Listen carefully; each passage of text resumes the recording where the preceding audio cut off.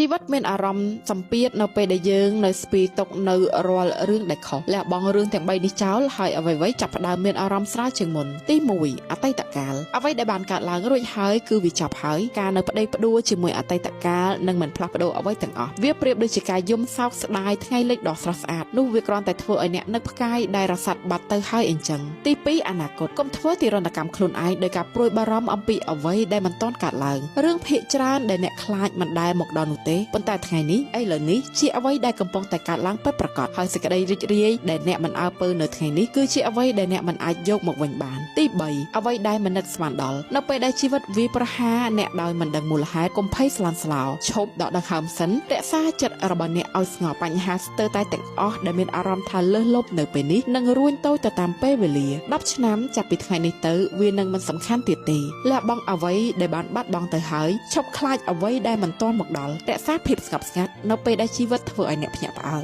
នោះហើយជារបៀបដែលសន្តិភាពរកឃើញផ្លូវរបស់វា